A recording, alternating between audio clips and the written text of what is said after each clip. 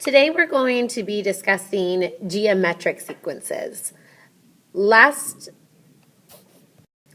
section was all about arithmetic sequences in series, and we know that a sequence is arithmetic if we're adding or subtracting the same thing to get to the next term, which is called the difference. In a geometric sequence, you are multiplying or dividing by the same number to get to the next number. A geometric sequence is always in the form a sub n equals a sub 1 times r, and r is the number that you are multiplying by, to the n minus 1. And we find r by dividing two terms. So if we take a look at the first example, the sequence 3, 6, 12, 24, we can tell that that is a geometric sequence because we are multiplying by 2 every time to get to the next term.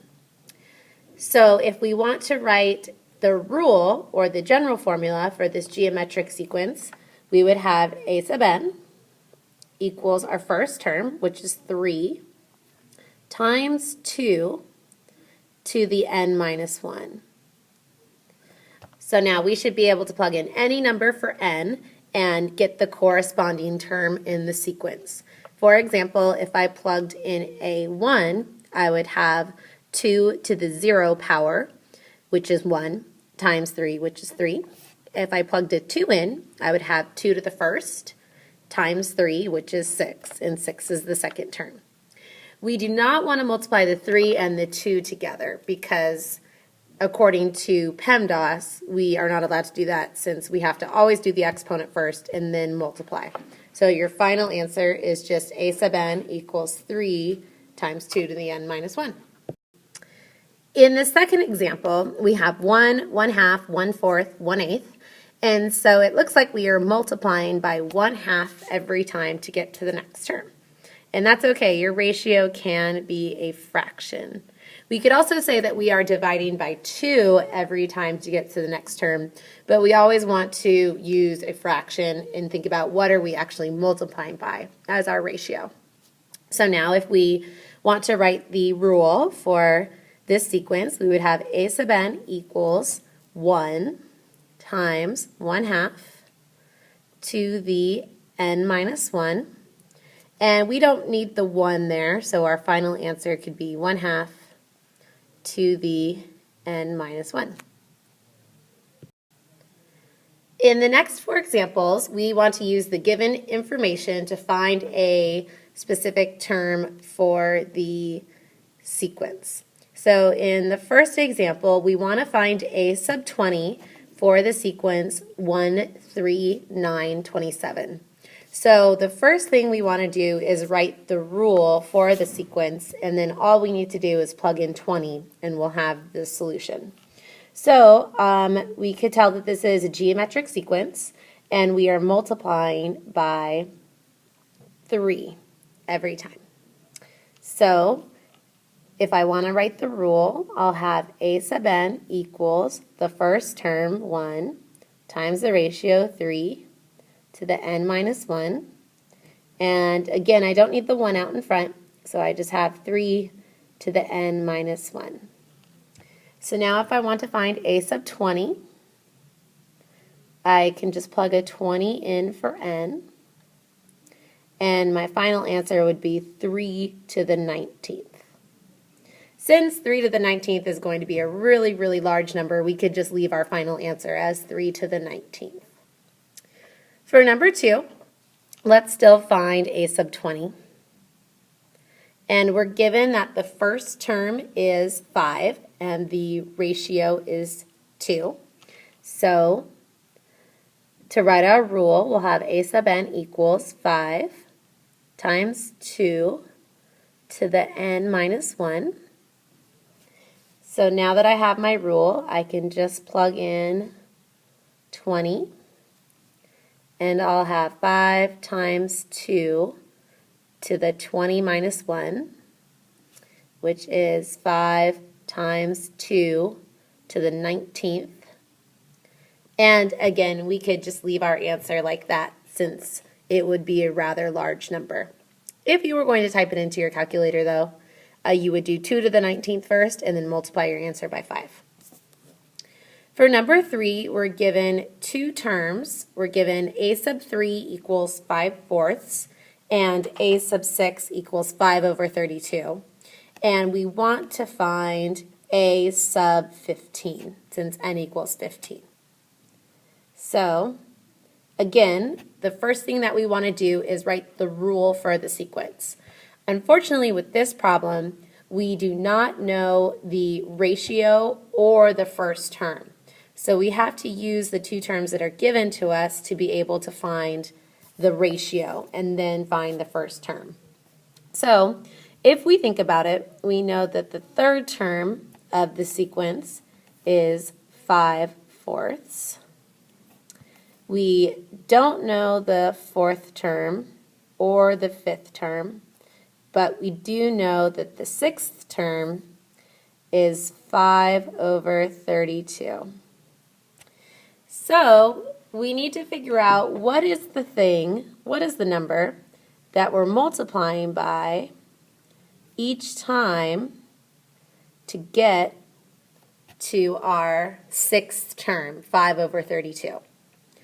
So what we can do is we can set up an equation, 5/4 times r times r times r equals 5 over 32, which would be 5/4 r cubed equals 5 over 32.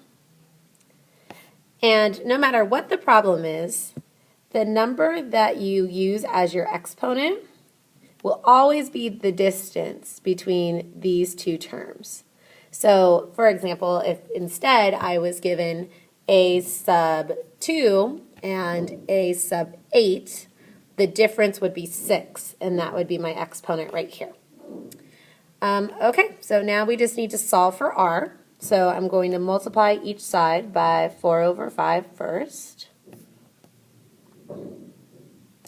And I'll get r cubed equals 1/8. And then if I take the cube root of 1/8, I will get that r equals 1/2.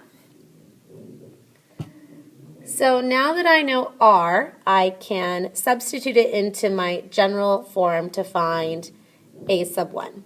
So we're going to use a sub n equals a sub 1 times r to the n minus 1. And since I'm solving for a sub 1, I'm going to use 5/4 as my a sub n, and I'm going to use what I found for r, which is 1/2. And then I'm going to plug a 3 in for n, since 5/4 is the third term. So now I have that 5/4 equals a sub 1 times 1/2 squared. So 5/4 equals a sub 1 times 1/4. So then I just need to multiply each side by 4. So I have that 5 equals a sub 1. So now I know that my general formula is a sub n equals my first term, 5, times the r, 1/2, to the n minus 1. So now that I have my formula, I can plug in 15 for n to find my 15th term. So my final answer will be 5 times 1/2 to the 14th power, which if we type that into our calculator will be a pretty small decimal. In example 4, we're given a recursive definition for our sequence, and we're given that the first term is 64, and then to get the next term, we multiply the previous by negative 3/4. So if we were to write out the sequence, we would have 64, I would multiply that by a negative 3/4 and get a negative 48. And then I would multiply that by a negative 3/4 and get a positive 32. So we could see that the r is negative 3/4 because that's what we're multiplying each term by. And if we know that the first term is 64, we can just write our rule as a sub n equals 64 times negative 3/4 to the n minus 1. So now we can find any term of the sequence that we want to. Let's find the fifth term. So a sub 5 equals 64 times negative 3/4 to the 5 minus 1. And this one we should be able to do without a calculator.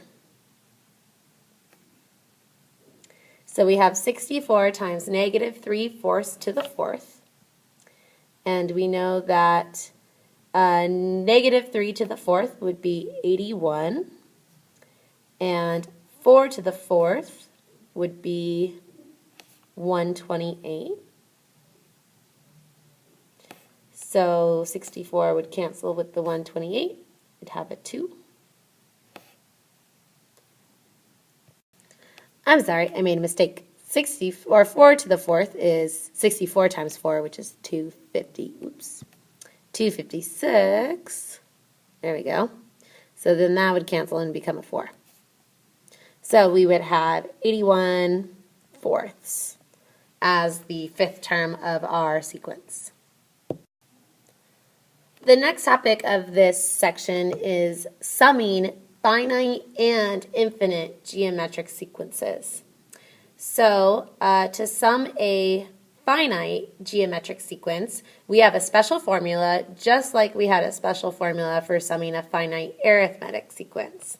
So the formula that we need to memorize is S sub n equals a sub 1 times 1 minus r to the n over 1 minus r.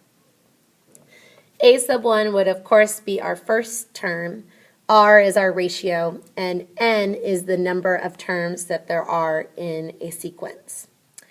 If we have an infinite geometric sequence, we can sum it sometimes.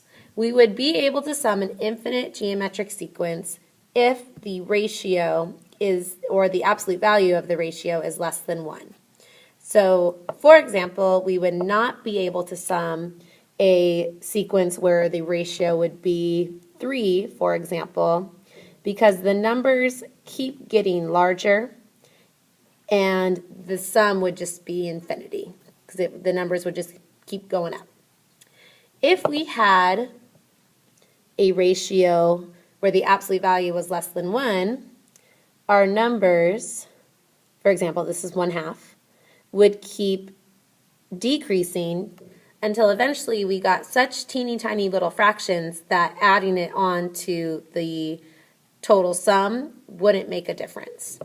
The same thing would happen if we had negative 1/2 as our ratio, because again we keep getting smaller and smaller fractions, so it wouldn't make a difference if we were adding them or subtracting them. We would still get the same sum.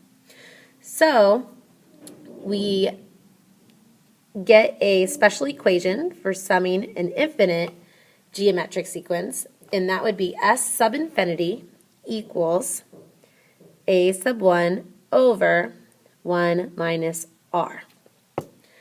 So the difference between these two equations is that the infinite one eliminates the top, 1 minus r to the n.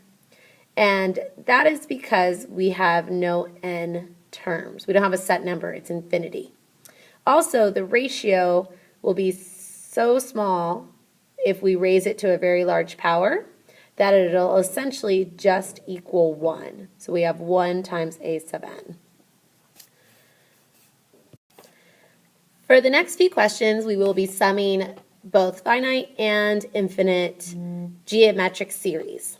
So if we take a look at the first one, we want to sum from the first term to the 20th term of 2 times 0.1 raised to the n power.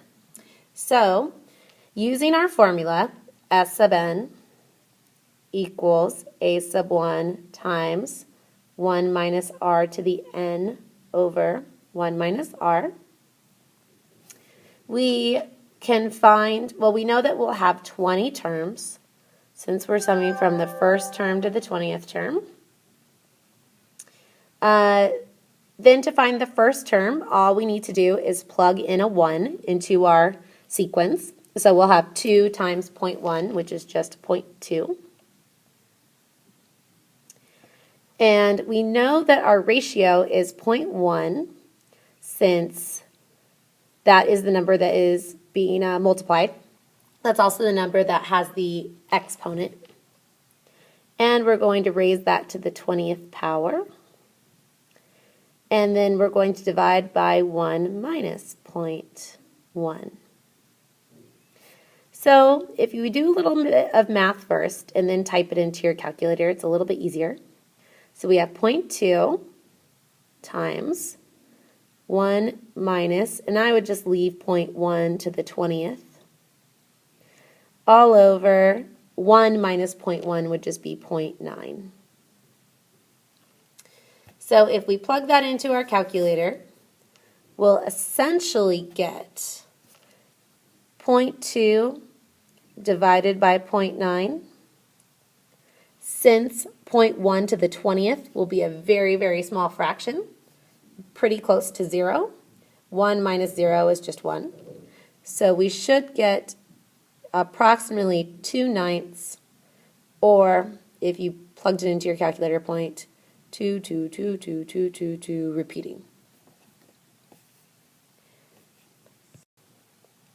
In number 2, we want to sum from the first term to the 8th term of the geometric sequence 64 times 1/4 to the n minus 1. So we know that we will have 8 terms, so we have S sub 8. And since this is in the form a sub n equals a sub 1 times r to the n minus 1, we know that 64 will be our first term. You could plug in a 1 and double check. Times 1 minus 1/4 to the 8th power divided by 1 minus 1/4. So we will get 64 times 1 minus 1/4 to the 8th. So remember, you have to do 1/4 to the 8th first, and then take that number and subtract it from 1, all over 3/4,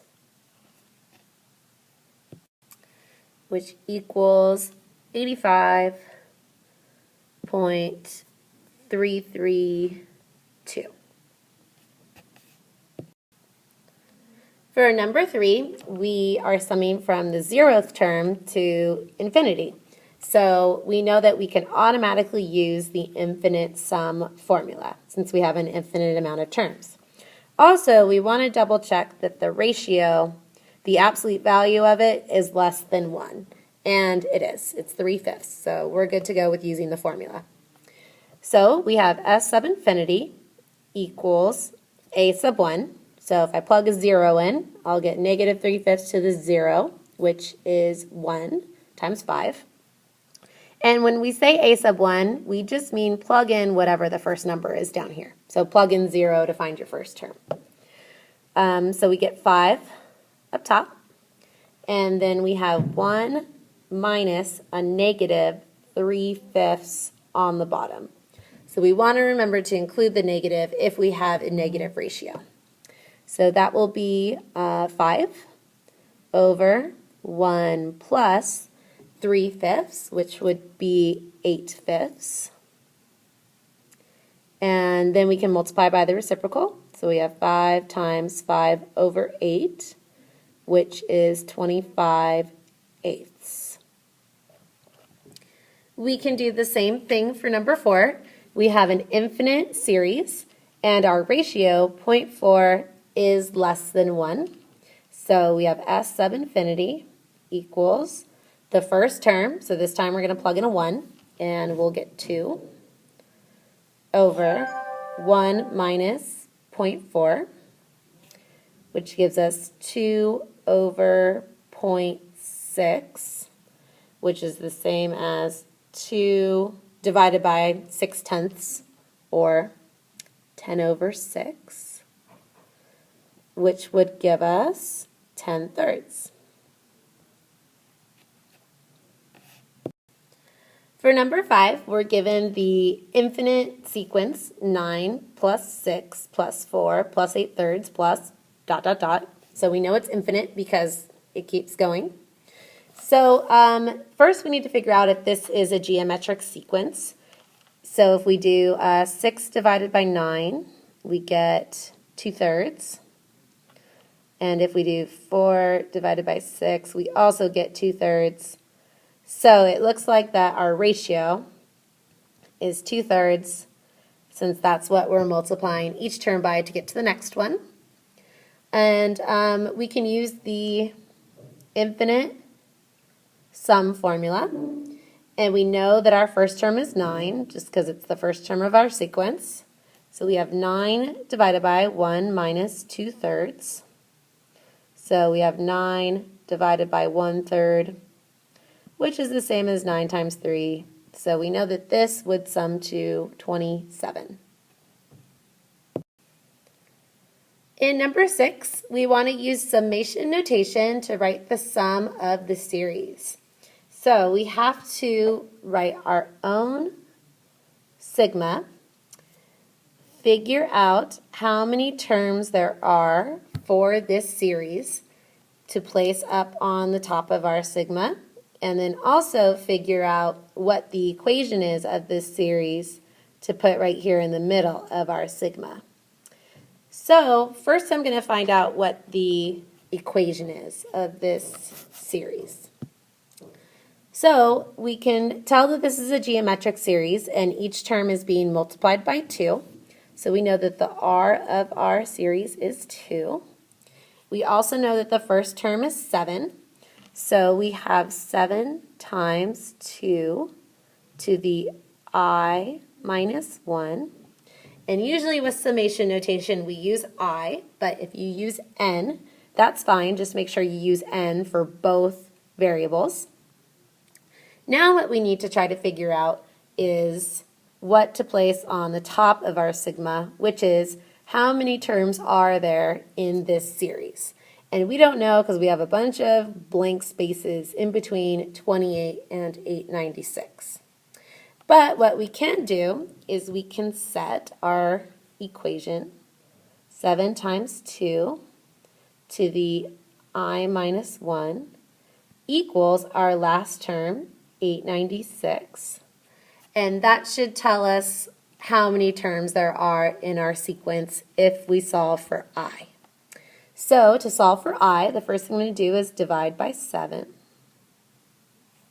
So I get 2 to the I minus 1 equals 128. And I know that 128 is the same as 2 to the 6th power. And you can kind of just experiment with that on your calculator. So now that the bases are the same, I know that I minus 1 equals 6, so I must equal 7, which means that I have 7 terms total in this series. The last topic in this section is using summation, or the sum formula rather, to find the rational number, aka fraction, that represents the repeating decimal. So if we have a repeating decimal 0.297 and 297, 297, we should be able to write that as a fraction, since all repeating decimals can be written as a fraction. So we're going to use an infinite series to represent this decimal. So the first thing I'm going to do is take the first part of my decimal, which is just the first 0.297, And I am going to write 297 over 1,000. And we know how many zeros to use by the amount of decimal places. So if you did 297 divided by 1,000 in your calculator, you should get 0.297.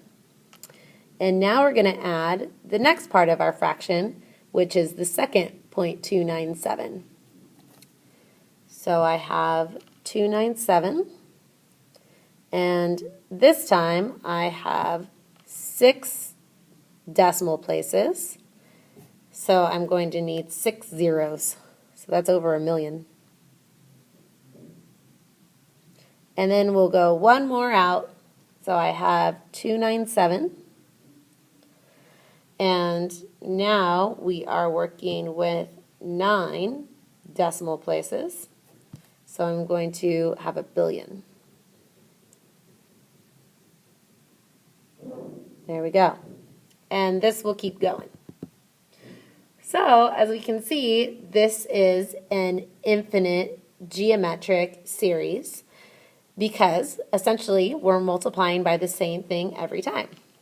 And what we're multiplying by the same thing every time is 1 over however many zeros are being added every time. So since we're adding 3 zeros every time, we're multiplying by 1 over 1,000. So we're going to use our infinite formula, and we know that the first term is 297 over 1,000. And we know our ratio is 1 over 1,000, which gives us 297 over 1,000 all over 999 over 1,000. And since these two fractions are over the same denominator, they would just cancel out. So our final answer is 297 over 999.